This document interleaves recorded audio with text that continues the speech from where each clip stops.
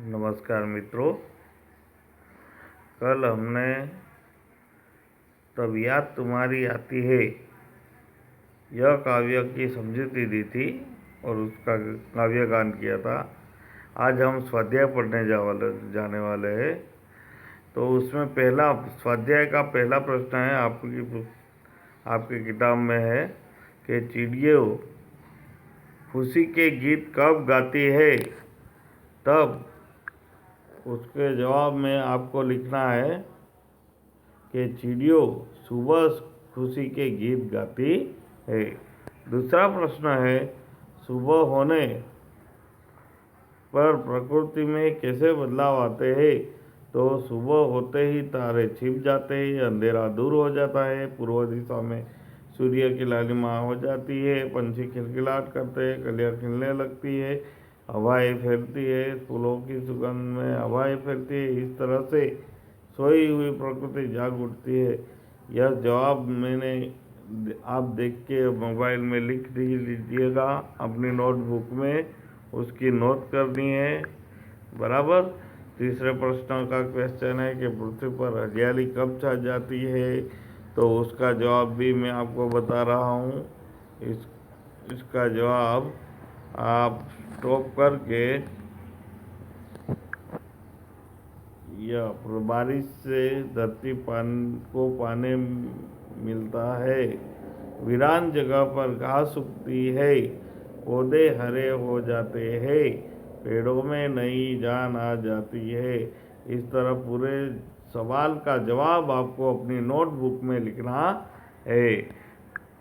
फिर उसके आगे का चौथा प्रश्न है, हरियाली कहाँ कहाँ दिखाई देती है। तो आपको इसका जवाब भी इधर मिल जाएगा। यह पढ़कर आप स्टॉप का बटन दबाकर ये जवाब पूरा अपनी नोटबुक में लिखना, बराबर। आगे का प्रश्न है दूसरा नंबर, पंक्तियों का भावार्थ लिखिए। उसमें पहली पंक्ति है कि कविया दरवाजे खोल खोल जब दुनिया पर मुस्कुराती है। तो उसका भावार्थ आपको समझाना है। तो मैं उस भावार्थ को ओपन करूँगा, आप उसको देख लेना। सवेरे होने पर कलिया भी, ये पूरा भावार्थ लिखा है। मोबाइल का स्टॉप का बटन दबा के ये सब जवाब आपको लिख देने हैं, बराबर। अब दूसरी पंक्ति का भावार्थ, तो जब छमछम बूंदें गिरती है तब चमकार जाती है बिजली, बराबर। तो एनो पण भावार्थ અહીં આપેલો છે, आप अपनी नोटबुक में लिख लीजिएगा स्टॉप का बटन दबा के। आगे स्वाध्याय प्रश्न नंबर 3, उसमें है निम्नलिखित शब्दों के समानार्थी शब्द ढूंढकर वाक्य में प्रयोग कीजिए। इसमें पहला प्रश्न खुशी का समानार्थी शब्द इधर देख लो। खुशी मतलब आनंद। पूर्व आनंद शब्द से एक वाक्य बना है, आज मेले में बड़ा आनंद आया, ऐसा शब्द इधर है। बाद में दूसरा शब्द खुशबू, तो सुगंध, और सुगंध से आपको एक वाक्य बनाना है। फिर बाद में आप अपनी नोटबुक में ये सब नोट कीजिएगा और स्वाध्याय कार्य भी आपको लिखना है। एक नोटबुक बनाकर यह पाठ लिखना है, काव्य लिखनी है, काव्य के बाद शब्दों के अर्थ लिखने हैं। बाद में प्रश्नों के उत्तर आपको नहीं मिलेंगे तो इस वीडियो से आपको मिल जाएंगे। पहला, दूसरा, तीसरा क्वेश्चन चल रहा है, बहुत तो ज़्यादा, उसका वाक्य भी इसी तरह लिख लीजिए।